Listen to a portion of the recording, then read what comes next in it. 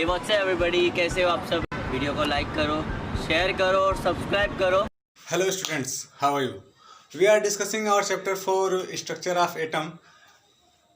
पिछली वीडियो में हमने क्या डिस्कस किया था? Rutherford's atomic model. ठीक है, क्या था रदरफोर्ड्स एटॉमिक मॉडल, उसको हमने डिस्कस कर लिया था। उसके कंक्लूजन क्या थे ये भी डिस्कस कर लिया था। अभी हमें उसका क्या डिस्कस करना है? उसके फीचर्स और उसका ड्रॉबैक, उसकी मेरिट डिमेरिट डिस्कस करनी है। ठीक है, तो सबसे पहले हम उसके फीचर्स डिस्कस करते हैं। ठीक है, तो जो रदरफोर्ड थे उन्होंने जब अपना एटॉमिक मॉडल दिया, एटॉमिक मॉडल उनका क्या था कि उन्होंने जो एक्सपेरिमेंट किया वो एक वेरी थिन गोल्ड फॉइल पे इन्होंने क्या किया, एक्सपेरिमेंट किया कि इन्होंने बहुत ही हाई स्पीड में अल्फ़ा पार्टिकल्स का बम्बार्डमेंट करवाया। ठीक है, क्या जानने के लिए कि जो इलेक्ट्रॉन्स होते हैं वो एटम के अंदर कैसे व्यवस्थित होते हैं। ठीक है, तो जब उन्होंने अपना एक्सपेरिमेंट कंप्लीट कर लिया तो उसके क्या फीचर आए, क्या रिजल्ट्स आए। ठीक है, पहला रिजल्ट उन्होंने क्या दिया कि there is a positively placed nucleus in atom. ठीक है, कि जो एटम होता है, ठीक है, एटम में एक पॉजिटिवली प्लेस्ड न्यूक्लियस होता है। ठीक है, जो मतलब कि जो उसका न्यूक्लियस होता है वो क्या होता है? पॉजिटिवली चार्ज होता है। अगला इन्होंने क्या दिया? Electrons revolves round the nucleus in well definite orbits.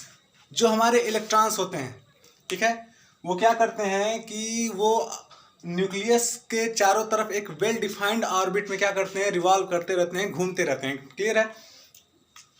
जैसे ये हमारा न्यूक्लियस है तो जो हमारा इलेक्ट्रॉन है इसके चारों तरफ क्या हो रहा है? रिवॉल्व कर रहा है। ठीक है, दूसरा रिजल्ट तो इन्होंने ये दिया। तीसरा रिजल्ट इन्होंने क्या दिया? Size of nucleus. ठीक है, size of nucleus is very small compare to the size of atom. जो न्यूक्लियस की साइज होती थी वो क्या होती थी कि एटम की साइज के कंपेयर में बहुत ही छोटी होती थी। क्लियर है? ये तो इन्होंने क्या किया कि इन्होंने अपना रिजल्ट दे दिया। ठीक है, फिर जब इस पर रिसर्च शुरू हुई तो कुछ ड्रॉबैक आने शुरू हो गए रदरफोर्ड के एटॉमिक मॉडल की। वो ड्रॉबैक क्या थे?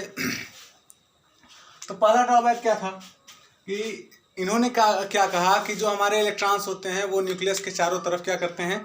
रिवॉल्व करते हैं, राउंड करते रहते हैं एक वेल डेफिनिट ऑर्बिट में। ठीक है, तो देखो जब कोई भी ऑब्जेक्ट होगा अगर वो एक डेफिनिट एक्सेलरेशन से क्या कर रहा है कि अगर किसी चीज़ पे रिवॉल्व कर रहा है और वो अगर चार्ज्ड है, ठीक है, तो क्या करेगा? धीरे धीरे धीरे धीरे धीरे धीरे अपनी एनर्जी क्या करेगा? लॉस करने लगेगा। एक ऐसा टाइम आएगा कि उसकी एनर्जी क्या हो जाएगी? जीरो हो जाएगी। ठीक, यहाँ पे क्या होता? अगर यहाँ पे जो एटम न्यूक्लियस के चारों तरफ इलेक्ट्रॉन हमारा क्या कर रहा है?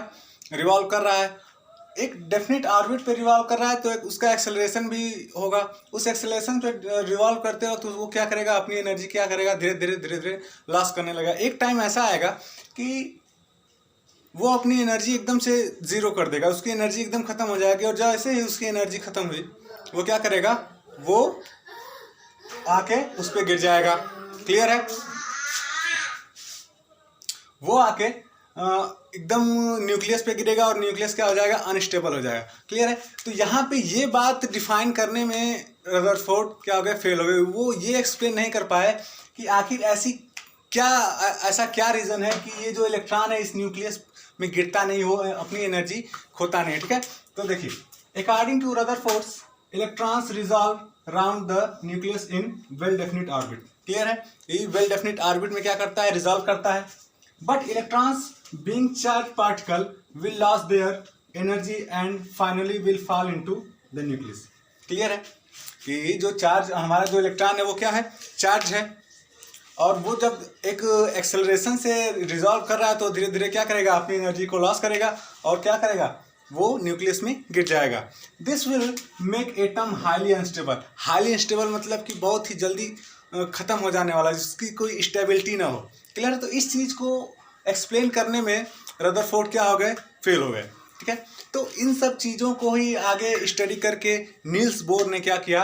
अपना कुछ अजम्पशन प्रस्तुत किया। ठीक है, उन्होंने अपनी अवधारणाएं दी, अपना एक मॉडल दिया। ठीक है, तो अगली वीडियो में हम नील्स बोर के एटॉमिक मॉडल को स्टडी करेंगे। उन्होंने क्या मॉडल दिया, क्या एक्सपेरिमेंट किया, उन्होंने इस चीज़ को कैसे एक्सप्लेन किया। क्लियर है? आज के लिए इतना ही।